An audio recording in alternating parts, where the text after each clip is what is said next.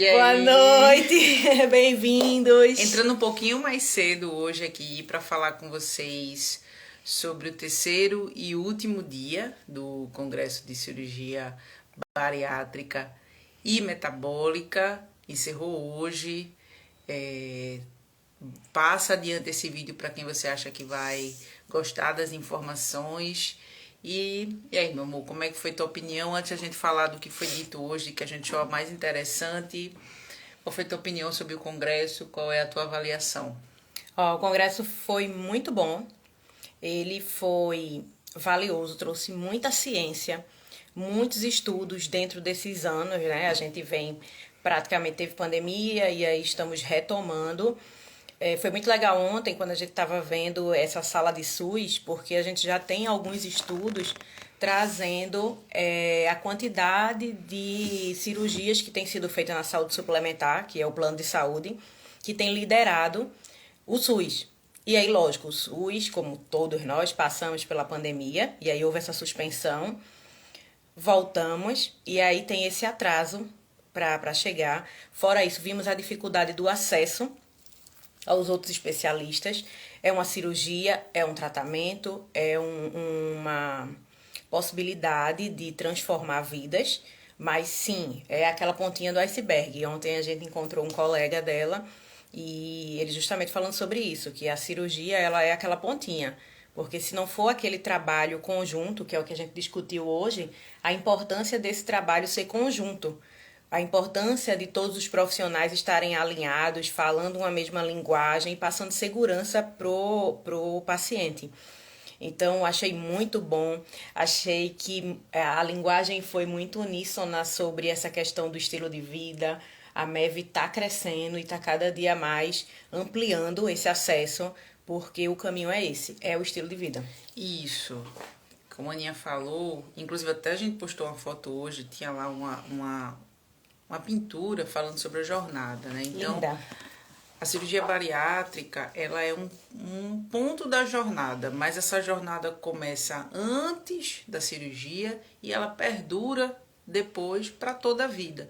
Então, é importante que quem pensa que tem necessidade de submeter essa cirurgia, que vai se beneficiar, compreenda que é algo para a vida toda. Então, o acompanhamento multidisciplinar, o acompanhamento com nutricionista, com psicólogo, com educador físico, né, com cirurgião no pré-operatório, no operatório, no pós-operatório imediato, pós-operatório mais recente, mas também com o médico clínico, o médico de família, o médico endocrinologista para poder fazer as avaliações, principalmente nutricionais, ao longo do tempo, se faz extremamente necessário.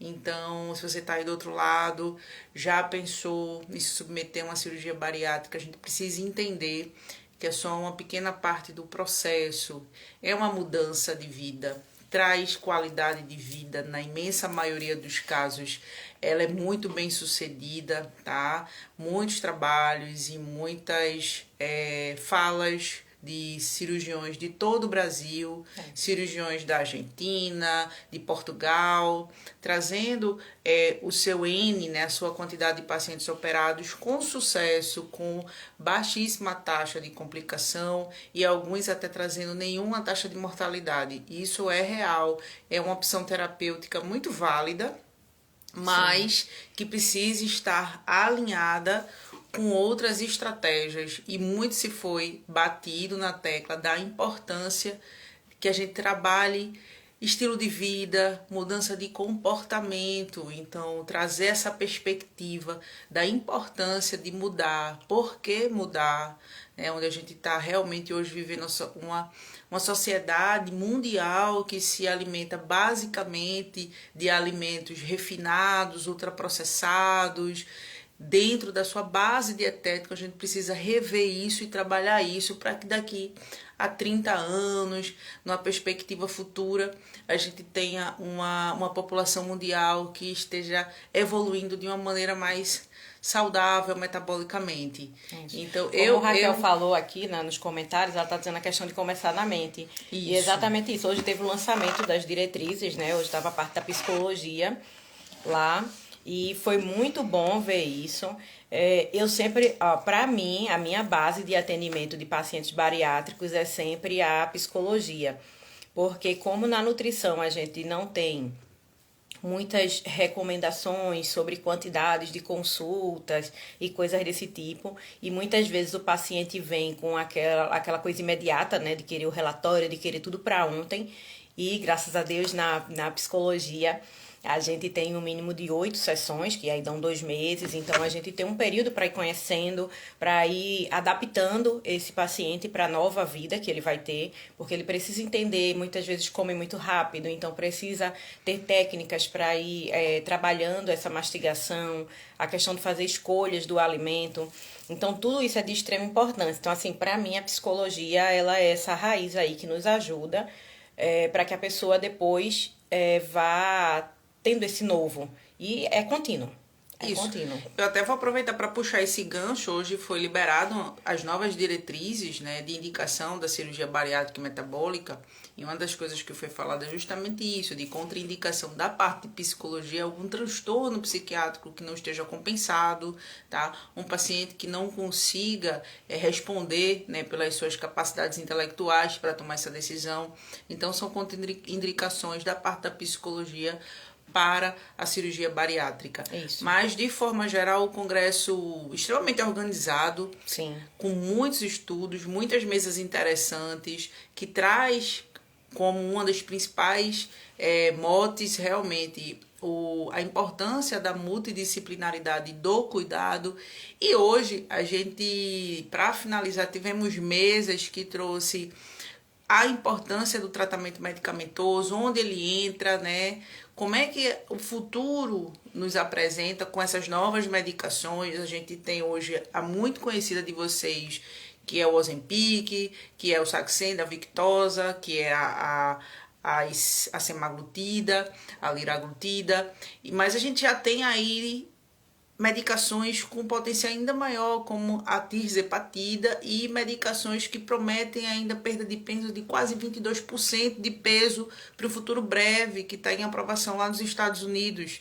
Então, onde a cirurgia bariátrica entra, né? Uma medicação chegando muito próxima até da perda de peso que a cirurgia bariátrica promove. Mas os estudos mostraram, a gente teve uma mesa que trouxe essa comparação, que a cirurgia bariátrica muitas vezes é muito mais eficiente ao longo dos anos. Tá? Ela tem uma estabilidade maior da manutenção daquela perda de peso, ou quando ocorre recidiva, e aí é importante falar para vocês que hoje não se usa mais, tenta-se evitar o uso do termo reganho, mas se usa recidiva pela obesidade ser uma doença reconhecidamente crônica e precisar de um acompanhamento ao longo do tempo e talvez pela vida toda para a maioria das pessoas, tá? Isso. Então, no caso, a mesa trouxe isso, né? Como a cirurgia bariátrica ela é mais eficiente para uma recidiva de peso às vezes menor, às vezes não ocorre, certo? Mas a medicação o medicamento pode dar suporte, né? Pode vir como adjuvante, tá? Então, para início de perda de peso ou até mesmo para casos de recidiva. Eu vou até colocar nos stories para vocês que tinha lá mostrando, por exemplo, você tem um paciente com um super obeso, e aí a gente tá falando um IMC de 60, de 70. Super obesos são consideradas exatamente isso, IMC acima de 50. É isso. E aí uma pessoa com IMC desse, se ela vem para nutrição, começa na terapia, e ele começa uma redução de peso ali, vamos lá que 10 quilos, que ele começou isso no processo que está se organizando para cirurgia. Ele reduz os riscos da cirurgia, porque aí ele reduz aquela gordura e aí aquele volume de corpo ele vai reduzindo. Então, isso. Quanto que é importante isso antes, porque até risco cirúrgico ele reduz. Uma coisa que foi muito batida, né? É isso, a importância do preparo desse paciente pré-operatório. Então, se eu tenho um paciente que está em planejamento cirúrgico, antes, né? Que ele se prepara metabolicamente, nutricionalmente, repondo vitaminas. E aí eu já entro em outra mesa que traz a questão de osteoporose, mas foi muito, muito batido a importância da suplementação de cálcio, vitamina D, ômega 3, né? Ontem eu falei de ômega 3 e eu repito, ômega 3 em melhora de processo inflamatório, melhora de dor, melhora de desfecho, tá? Então, se esse paciente está se preparando antes, já está em acompanhamento multidisciplinar antes, ele se beneficia muito mais durante o intraoperatório e no pós-operatório. Então, a medicação entra aí para ser esse esse suporte pré-operatório, e ela pode também ser colocada ali no pós-operatório para casos de pacientes recidivos. Então, ele trouxe um gráfico mostrando a atuação da liraglutida, que foi muito bacana também para esses casos. E outros casos vão precisar de uma segunda cirurgia, às vezes, né, um segundo tempo cirúrgico, mas é importante que a gente individualize, tá?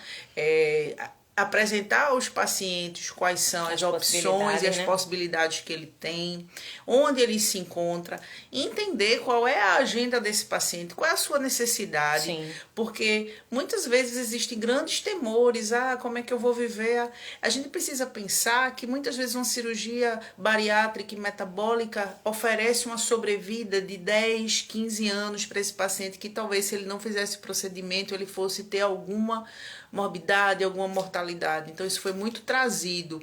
Mas a gente precisa individualizar, entender os pensamentos do paciente, o que traz ansiedade, seus medos, sua agenda, e mostrar quais são as opções. Então, hoje a gente tem no mercado, sim, medicações com uma eficácia aí, normalmente de 6 meses em 1 ano, de perda de peso expressiva, tá? Mas a gente auxílio no estilo de vida. O desejo do paciente entrar sempre com acompanhamento multi, principalmente, na minha opinião, nutri, educador físico e psicólogo, sempre.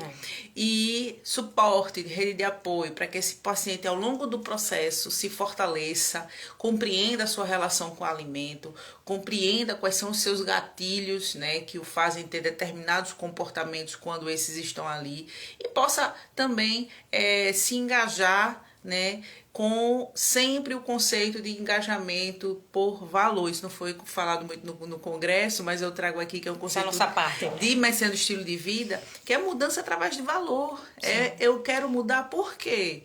Eu quero mudar porque eu quero A gente só muda por isso, né? A gente precisa pelo valor. A gente não muda pelo medo de morrer, nem de adoecer. A gente muda porque eu quero viver melhor com a minha família, eu quero viver melhor com meu filho. O que é valoroso para você, produzir, o que é que te dá base, né? Eu quero, na minha profissão, eu quero fazer um mestrado, eu quero ter filhos, enfim, o que é valoroso para você que está aí do outro lado, que pode te motivar a mudar? Eu sempre falo isso com meus pacientes no consultório, e acho muito importante trazer isso para cá, porque a gente não está falando de fazer um procedimento cirúrgico ou tomar uma medicação para ter fins estéticos. Não é sobre isso.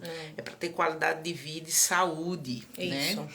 E aí a gente segue falando da osteoporose. Deixar uma ressalva aqui também, quando a gente fala do cálcio, muitas vezes as pessoas gostam de ficar tomando medicamentos e suplementos à torta e à direita, que é o cálcio, o magnésio, a vitamina D. Hoje em dia a gente já tem a coenzima Q10, tem algumas coisas que assim saem na mídia e começam a consumir bastante. Então, o paciente bariátrico, ele começa com essa perda óssea, pode começar, isso tudo é acompanhamento clínico, é no acompanhamento clínico que vai ser visto isso. E quando acontece, sim, vai tendo também a perda de massa, que aí saiu a gordura que serve de proteção. Então, qualquer impacto deixa tudo mais fácil deixa mais vulnerável. Então, aí tem essa questão óssea, que acontece com o cálcio, que deixa mais vulnerável, e aí as fraturas. Trouxe muita questão de osteoporose, que acontece mais em idosos, mas que a gente tem que ter muito cuidado, porque como é um processo que mexe com o seu organismo, que altera essa absorção de nutrientes, de micronutrientes. A depender da técnica que é usada, os pacientes podem evoluir com síndrome desabsortiva, né? Então, que aí a individualidade também. Do nosso trato gastrointestinal é responsável pela absorção de determinados micronutrientes, exatamente. Mas uma coisa que foi falada muito é que hoje em dia a gente tem uma cultura de não tomar leite. Então, antigamente a gente tinha um consumo mais regular de leite, né? Derivados, e hoje em dia cada vez tem pessoas usando menos isso. Não é que é para você tomar 1 litro de leite por dia. Nem zerar completamente. Isso, mas a regularidade do consumo, a depender da sua individualidade, é importante. Além de outras fontes de cálcio na dieta, mas quando necessário. E é importante que se faça o cálcio suplementar, é importante que se atente a histórico de fratura, é importante que se observe o histórico, no caso genético, né? Das mulheres, histórico de menopausa, tempo de menopausa, histórico genético, e cada vez mais pessoas mais jovens estão se submetendo à cirurgia bariátrica. Então, sabendo disso, o acompanhamento rotineiro é fundamental. A nossa amiga cirurgiã Tássia até comentou isso, né? Todo mundo deveria continuar com nutricionista para a vida toda. Então, para trazer essa questão do suporte, da suplementação, mas principalmente a parte alimentar. Então, comida, gente. Comida de verdade. Raquel, Raquel tá perguntando sobre o leite em pó, né? De preferência, seria bom aquele leite líquido, aquele que vem pasteurizado direitinho. Mas, assim, se não for possível, sim. Porque a gente sempre lembra, né? O leite em pó, ele é o industrializado, que vão ter produtos ali fazendo isso. A vaca não bota o pó para fora, né? Então, quando a gente fala de leite, vamos pro líquido. Mas sempre também evitar o excesso do leite. Porque muitas vezes a pessoa, eu sou intolerante. E, na verdade, não. É porque consome muitos lácteos numa refeição só. É necessário que a gente espesse esse volume de lácteos durante o dia todo de refeição. Distribua, né? Que a gente consiga distribuir. É esse leite de caixa mesmo que vende, é aquele que tem aquelas embalagens Tetra Pak. Isso. Porque aí, como elas não têm acesso, contato com o ar, quando é embalado, então ele fica mais puro. A senhora está dizendo que o de caixa faz mal também. São estudos e estudos, é essa a questão. Eu vou falar assim, o que vai realmente fazer mal é o volume, tá? Isso. Vamos trabalhar com volume, mas depois eu volto sobre o leite. Isso. A gente vem exclusivamente aqui para falar sobre isso. Mas muito essa cultura, né, de que o leite faz mal. Isso. Mas o excesso é que muitas vezes é que dá o efeito colateral. E aí aqueles consumos, né, do leite condensado. Tem pessoas que são intolerantes mesmo. Tem que ver quem é alérgico ou intolerante. Outros tipos de leite. Mas a grande maioria das pessoas que não tem intolerâncias importantes, fazendo consumos regulares e, como a Aninha falou, de forma fracionada durante o dia, né? Sem ser um consumo de grande quantidade. Às vezes comum. A gente pega uma refeição e vai o requeijão, o queijo... é muito comum o paciente, café da manhã, comer o quê? Comer papa, e grande volume de papa, Então, assim, é muito individualizado, mas entendam, o consumo regular de fontes de cálcio, e aí a gente tem outras fontes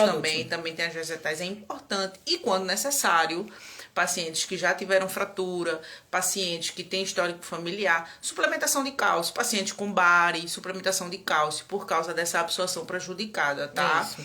Aí vamos para um assunto que foi bem polêmico, até recebi mensagem no direct sobre obesidade e uso de drogas. Porque as pessoas disseram, achava que quem usa drogas são sempre desnutridos.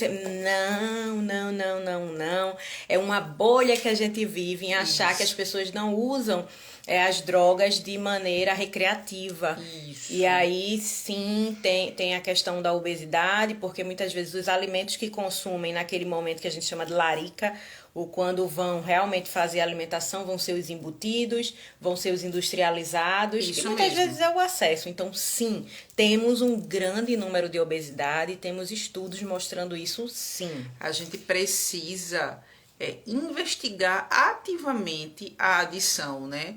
Que é o termo utilizado hoje, é droga-adição. Antigamente a gente falava de dependência química, então a gente fala de droga-adição. Né? Então a gente tem o álcool e o tabaco, ainda sendo muito presente na nossa sociedade, o vapor, que é o cigarro eletrônico, né, que está chegando aí na turma mais jovem, mas a gente precisa pensar em vários cenários, né?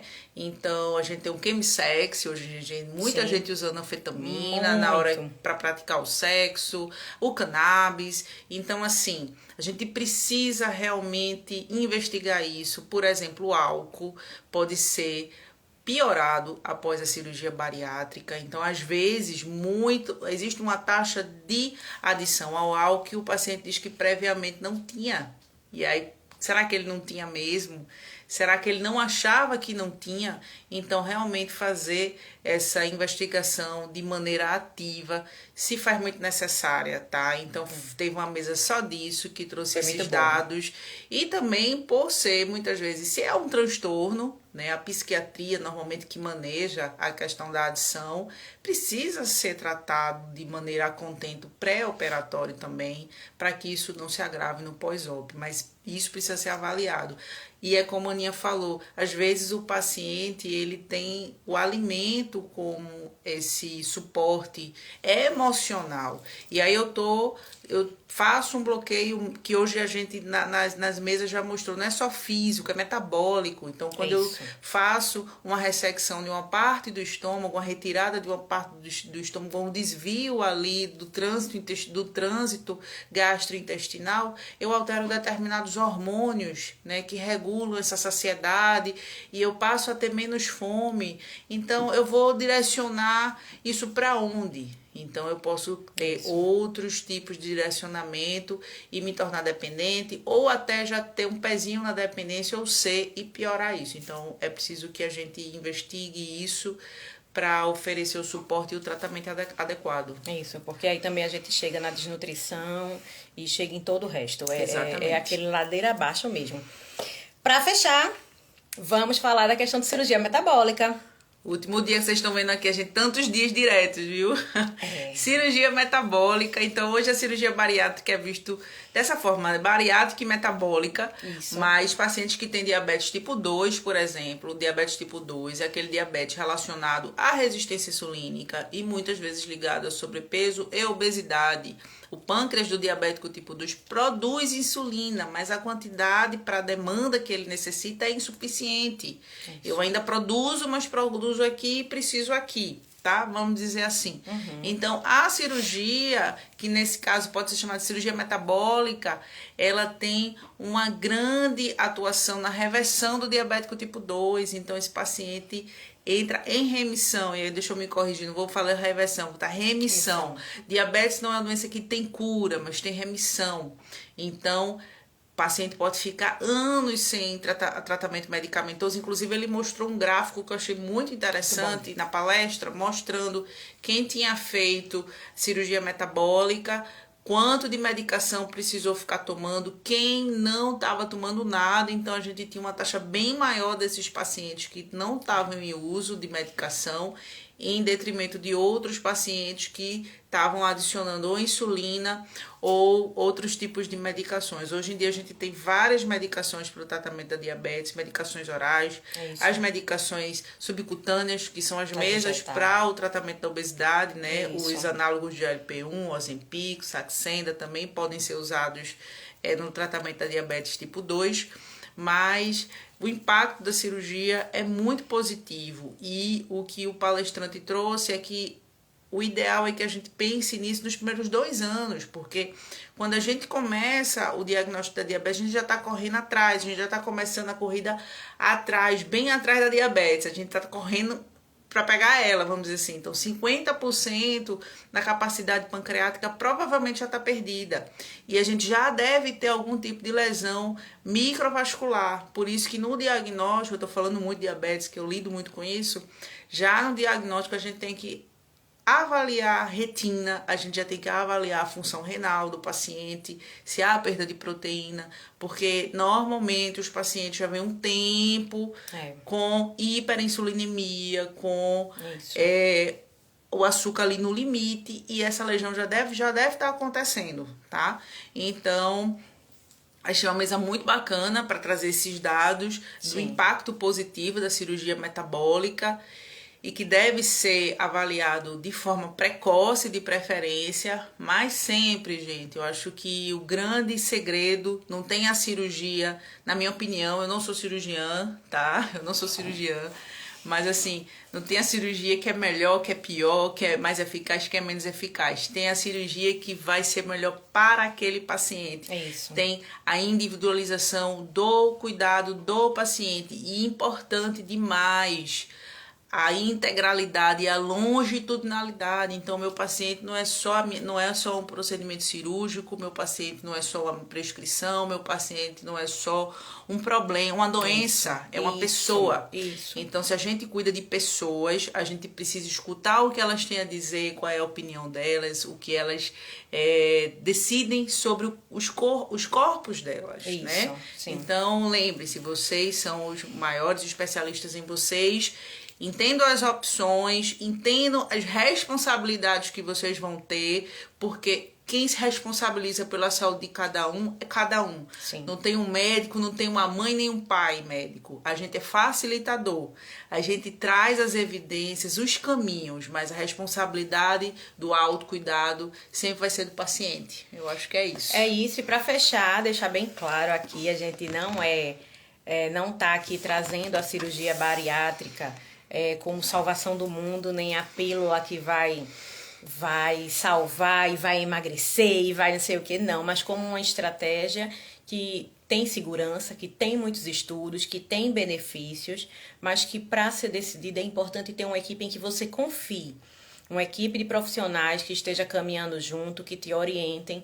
Hoje a proposta foi trazer para vocês, porque muitas vezes a gente não entende, a gente não conhece. Então, eu vou confiar em quem se eu não sei de nada? Então, assim, a gente tem a internet, a gente tem os conteúdos e pode estudar. E hoje vocês têm essas lives para, pelo menos, se você tem alguém ou se você mesmo precisa, você ter noção das coisas que você vai ter que um profissional tá te acompanhando.